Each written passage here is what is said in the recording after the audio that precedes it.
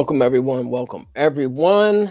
Hope everyone is having a wonderful day today. Today is Friday, August the 22nd, 2024, and there's a lot of interesting things going on in the news. So let's go, shall we? All right. So let's see what is going on, ladies and gentlemen. Before we go, please do not forget to like, share, and subscribe here. All right, so let's see what's going on here in the world of news. A lot of interesting things. Let's start out with Kenya. Some international news here. President William Ruto, in his State of the Union addresses, said the decision was made based on new information provided by our investigation. Well, actually, let me go back. Kenya cancels airport and energy deals with Adani Group after the U.S. indicts the tycoon.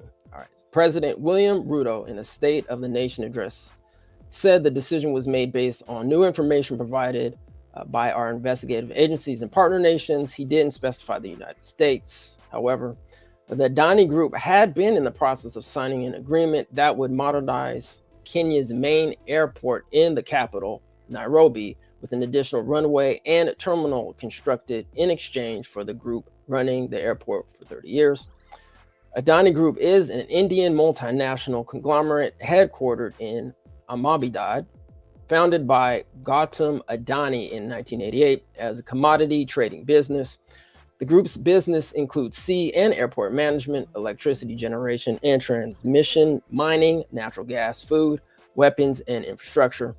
It is particularly active in metal commodity exchange. More than 60% of its revenue is derived from coal-related businesses. Alrighty, let's see what else we have going on. All right. So Trump news. It looks like Trump has changed his attorney general pick to Bondi of Florida after Gates bows out.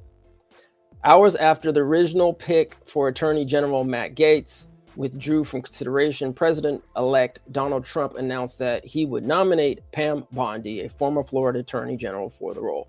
President-elect Donald Trump announced Thursday evening that his new pick for Attorney General is Pam Bondi. Bondi was Florida's Attorney General from 2011 to 2019.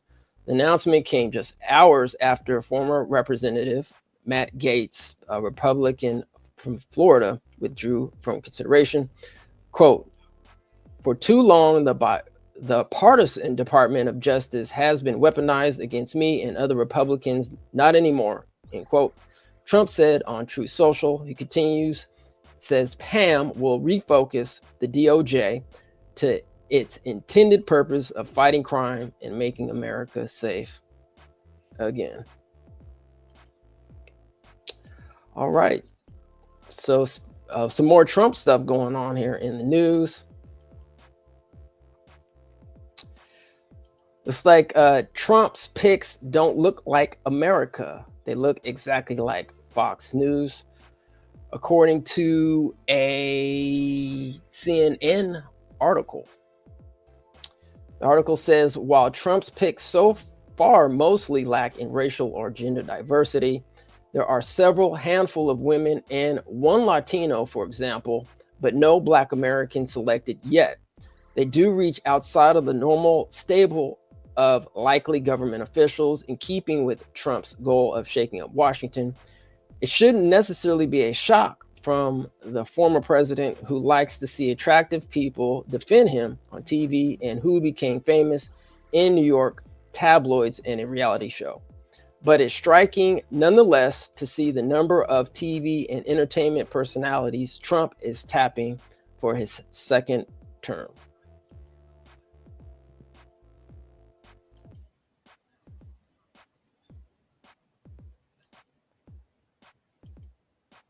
All right, so let's see what else is going on in the news. We also have, looks like Tulsa elected its first black mayor. All right. So Tulsa becomes the shining city on a hill, electing its first black mayor. Tulsa makes history with Monroe Nichols' election as first black mayor, making a transformative step forward for unity and progress. So shout out to Tulsa, Oklahoma, for holding it down out there. You know that Tulsa, Oklahoma has had a lot of issues and has been steadily transversing its just its past, especially with Greenwood out there. So shout out to Tulsa, Oklahoma for doing that. And it looks like as well in some of the additional elections out there. Let's see here. We have, for the first time, 2 black women elected to Senate at the same time. On November 5th, history was made as both Lisa Blunt, Rochester, and Angela also Brooks won their races, marking the first time 2 black women will serve simultaneously in the U.S. Senate. Blunt, Rochester, a Democratic congresswoman from Delaware, makes 2 historic accomplishments, becoming the first woman and first black senator to represent the state. Meanwhile, also Brooks, a former domestic violence prosecutor and county executive, will become Maryland's first black senator.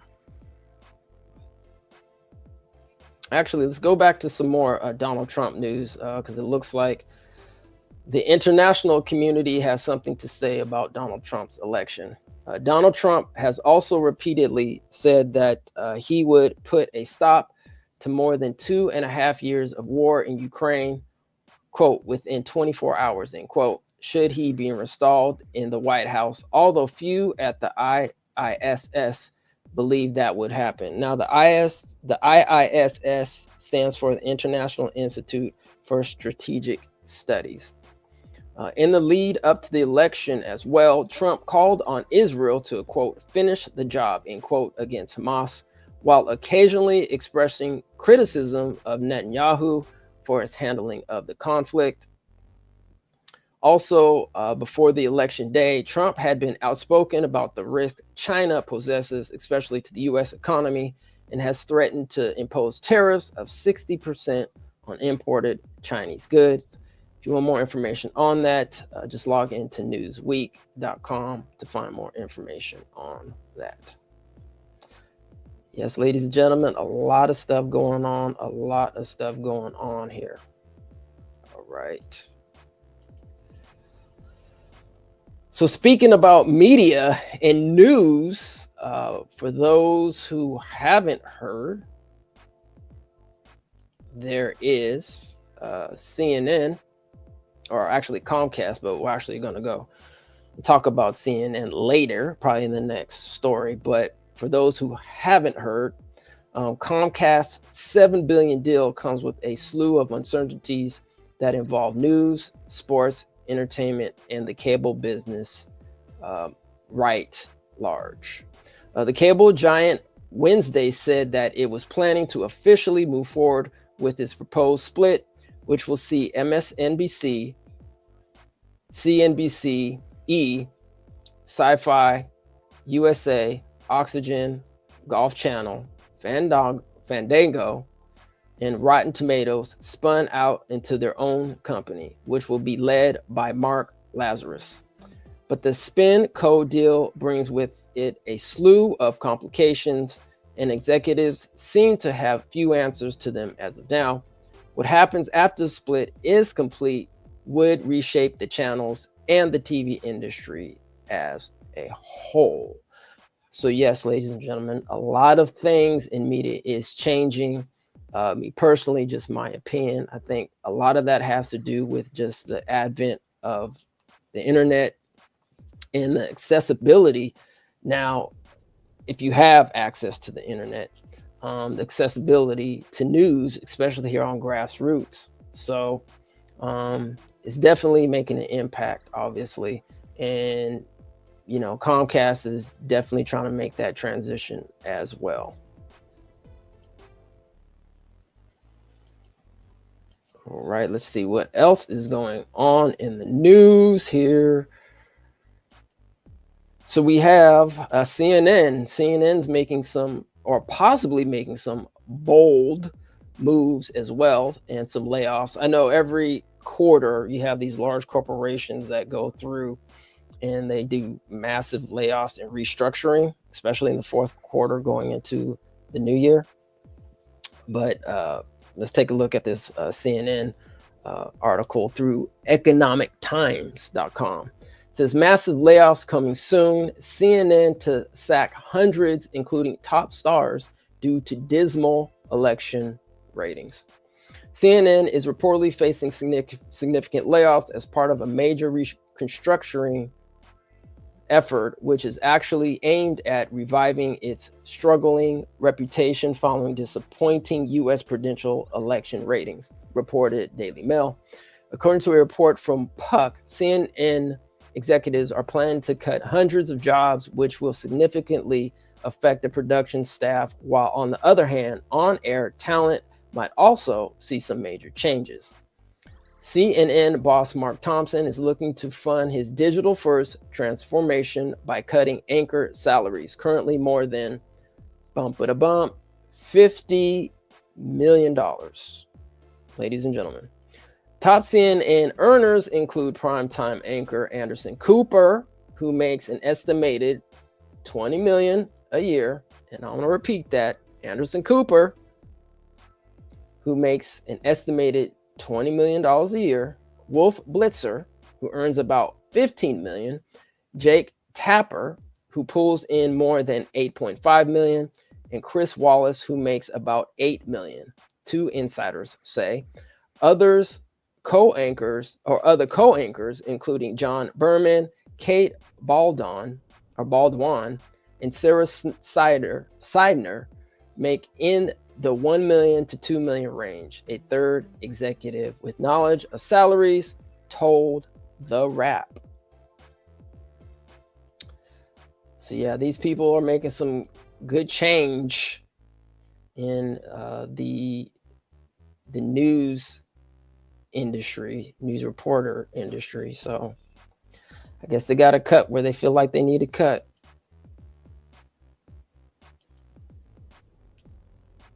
All right. So we have some unfortunate news, but we have to tell it. Homeless agency gets hit by critical audit. Horvath calls for new homeless department, and this is in Los Angeles. So I'm gonna go ahead and play a video to help explain what's going on with the audit down there in Los Angeles. County's Homeless Services Authority shows the department failed to track millions of dollars. The audit released this week is raising new questions about how the LA Homeless Services Authority is spending public funds. According to the LA County Controller, the agency failed to fully track payments from a $50 million grant in 2017, as well as $8 million in cash advances dating back to 2016. The report also found that the agency didn't create an adequate contract monitoring plan, and now the LA County Board of Supervisors will discuss possible plans to create a new department at their meeting next week. So yeah, family. So if you are down in LA, California, or across the nation, definitely suggest following up on this, because we know that homeless is a serious situation all across the country, but in particularly here in California, it's just gotten crazy. And we need to hold these people that are supposedly getting these resources, we need to hold these people accountable. All right, so let's see what else is going on.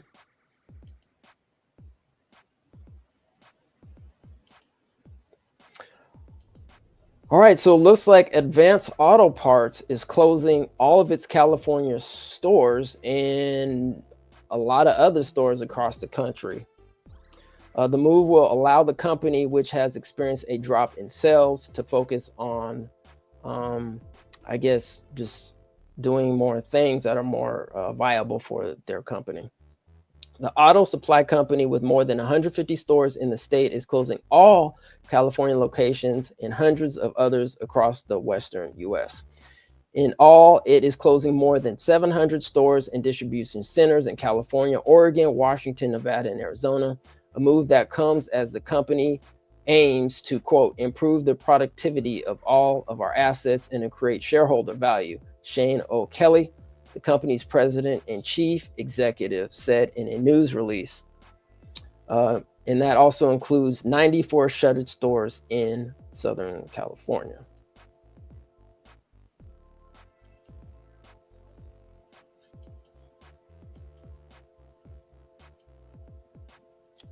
All right, so there's some crazy things that's happening right now in the weather. We do know that we have climate issues going on right now. So everybody just be safe. We know that Thanksgiving is coming up for those that do celebrate Thanksgiving. So just please be aware of the roads when you are traveling. Both especially on the West Coast right now, I guess they're calling these things like cyclones. So there's high winds, high rains, high water all throughout, especially in Northern California, Oregon, and Washington. And also, I guess there is some weather turbulence out there on the East Coast as well. And some parts, it's like down there in like the Georgia area, in Alabama, in Arkansas, and some freezing temperatures up there in the upper top between Montana and Canada. So everyone, just please do due diligence during this holiday season. Take care of yourself, you and your family. Make sure whatever you need to do to keep yourself healthy. Please do so, because we also know during this time there's a lot of things kind of going around. So that is the weather there. So definitely please keep yourself and your family safe during these holiday season. All right. A little bit of news that's going on right now in Palm Springs. I'm not too sure. I think people who do follow our channel, we have been trying to keep some tabs on what's going on down in Palm Springs. But if you haven't, here's some news. And as a matter of fact, on our channel here, we did edit. It's the longer version, but you can watch the Palm Springs City Council, where they actually go and talk about the resolution and what happened with, they're calling the Section 14 down there in Palm Springs. All right, so here we go. Palm Springs to pay $5.9 million in reparations to Black and Latino families evicted from homes. I do have a video on this as well, so let's go ahead and play it. Residents and descendants now getting a $5.9 million settlement. It comes after a years-long fight for families whose homes were razed and burned in a section of Palm Springs in the late 50s. Eyewitness News reporter Rob McMillan has reaction to the reparations. Motion passes 5-0. After nearly 60 years, finally justice for a group of people known as the Section 14 survivors. The Palm Springs City Council approving unanimously $5.9 million in reparations for the ancestors of families forcibly removed from their homes. We hope that by working in collaboration with the City of Palm Springs, we can show other cities throughout the state of California that it is possible to rectify racial harms. The controversy involved this stretch of land in Palm Springs known as Section 14, which was owned by the Agua Caliente Band of Cahuilla Indians. Properties leased to families of color. Pearl Devers and Jovita Ayala grew up there. It was a fun community as a kid. It was a happy time. But in 1959, the city of Palm Springs took control of the land and pushed the residents out. The city took control over this area and burned and bulldozed us out without sufficient proper and in many cases, no notices at all. People literally went to school and work and came home to find their home and possessions gone. An investigation by the Attorney General called it a city-engineered holocaust. The city of Palm Springs finally issuing an apology in 2021. Then last night, voting to not only give the survivors nearly $6 million, but to rename a local park and establish a monument on the land listing the names of their ancestors. When we started this journey, we had to overcome a narrative that had taken root in this community. And that was a narrative that somehow Section 14 was a public nuisance, that it was an eyesore, that the families were not deserving, that this was a community that should have been burned down and bulldozed. The decision on how to disperse the money will be made by a Section 14 nonprofit board.